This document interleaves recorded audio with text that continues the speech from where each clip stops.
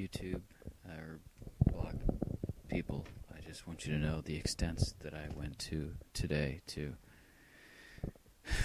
get this clip or this micro cassette to find the September 11th recordings from my friend at the time, is no more, that indicated that the planes had crashed into the World Trade Centers.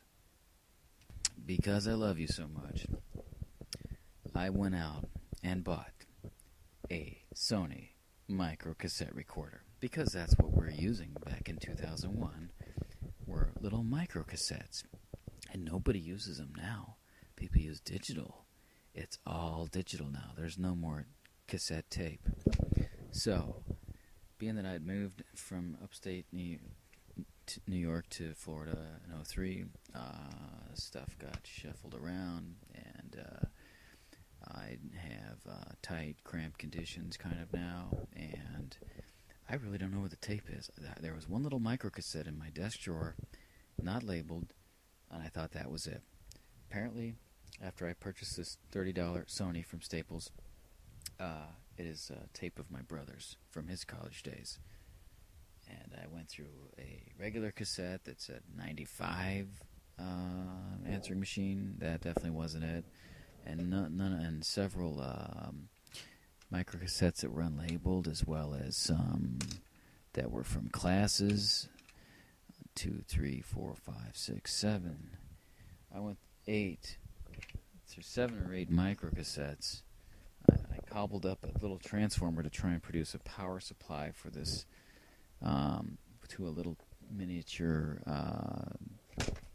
DC input jack to this Sony microcassette player, and that didn't work out too good. The voltage mismatch, but anyway, I found it after many hours of searching for you guys, and now we can play what happened. What went down for me in my circumstances in my house, and during my period of unemployment in 2001, in September 11th.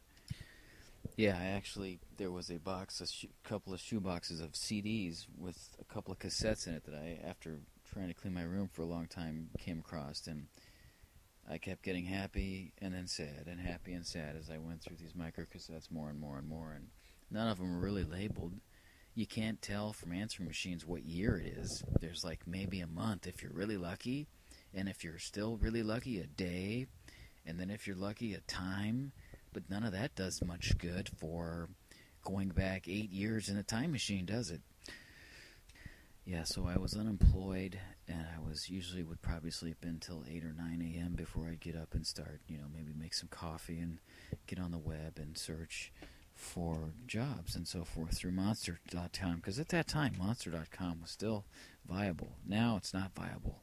Anyway, let's play this tape. I think this first section is a recruiter. I was job hunting, and Eric, when you get a chance, could you please call me? I have some information for you in terms of the manager of our Ortho Clinical Diagnostics would like to actually call you and conduct an initial phone screening interview with you.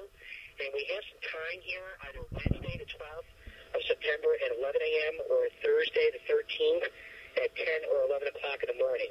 And he would call you at your home address, and he would just like to receive some additional information about your background and so forth. So I think this is a positive step forward, and please give me a call at 235-5080, and I can provide you with some additional details as to who's going to be calling you, and you can pretty much choose a day and time of your choice here, and I can get back to the manager and let him know. So I'm going to be out of the office all day tomorrow, by the way, Eric. I'm going to be on some sales calls out in Buffalo, but I'll be checking my voicemail throughout the day. So please give me a call, leave me a message, surely return your call as soon as I can. Take care, Eric. Bye-bye.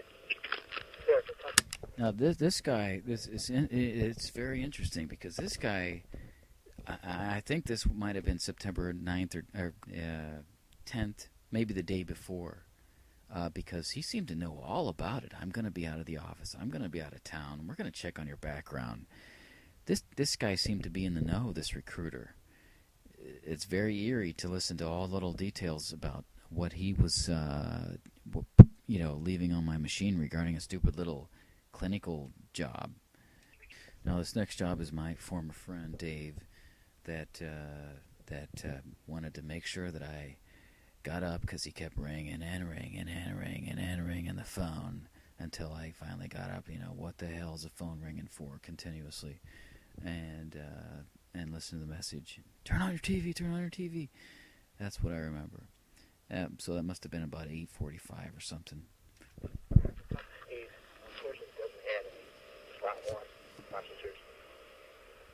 What he said, we check prices. He was talking about computers on this one. Or I think you should talk to him. This definitely must have been September 10th.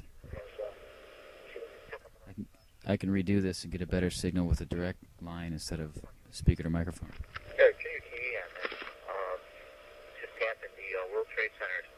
It looks like, first they thought a plane crashed into it, and some burning, and then another plane came along, a jet, and hit it again. So apparently it looks like some kind of terrorist attack. Bye. Tuesday, 9:12 a.m. Eric, wake up, turn the TV on. There's a second plane that crashed. Bye. Tuesday, 9:34 a.m. Hi, this is Dave. I'm not available. Please leave a message. Thursday, 10:33 a.m. I don't get up. Yeah. Hello, today. Bye. Friday, 9:01 a.m. Hi. Get out of bed. Bye-bye. Sunday, 11:52 a.m. Yeah, hi, this is Tom Bergman from the New York Army National Guard. My number is 436-7435. Returning your call. You called me earlier this morning. I was on the road most of the day. Appreciate a call back. Thank you very much. Bye-bye. Apparently I had gotten very nostalgic, and I wanted to, defend the country. So apparently I had made calls to all of the armed services, Army, Navy, Air Force, Marines, Coast Guard, trying to see what I could possibly do. Of course, that's before I knew, or anybody knew, that it was total bullshit psyop. Tuesday, 5:31 p.m. Hey, where'd you go? What this is about is a buddy of mine's in the military. He's been in for like 17 years, and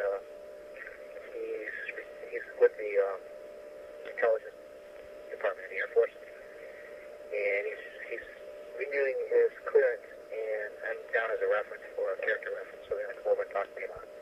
That's what it's all about. Bye. Yeah, good character. Good character reference. PM. Hey, get out of bed. This guy's got some kind of fetish with wake-up calls. 8:50 a.m. Hi, Eric. It's Judy Longo from CDI. We have a job for an NT Unix, kind of a tech-type job opening. Wondered. Seems like business is back to normal. Just wondered if something like this would be of interest to you. Give me a call if you're interested at 377-3325, extension 124. Thanks. Friday, 1:56 p.m. Hi, Eric. This is Mom, and Took a long time to get my mom back. I on their phone call. All right, take care. Love you. Bye-bye. Friday, Keep in mind these. p.m. Hey, out of bed. These messages aren't the answer machine. Overseas, there's I think it might have been a drone that was shot down by the Afghans. Other than that, it's quiet over there. Must be something going on today. Last night they said one P-52 was headed over there. Saturday, 8. It's definitely a hawk.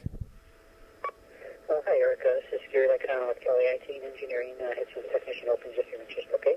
And this is Gary at Kelly IT Engineering, 235-0230. 235-0230. Thanks. Gary. Friday, 12:36 p.m. Hi, this is Dave. I'm not available. Leave a message. Get out of bed. The bed fetish guy. Saturday, 8:38. Wake up call guy. Water in a broken fluorescent tube. Tube is about 3 feet long, maybe, about a foot of water. Makes a very interesting noise when you shake it. Imagine if you slowed it down and added some reverberation, reversed it, some echo, speeded it up.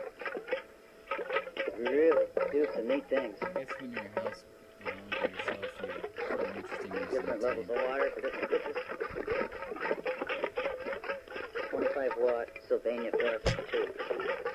With a very sharp open end. Better fill it with plaster to make a wind chime. Oh.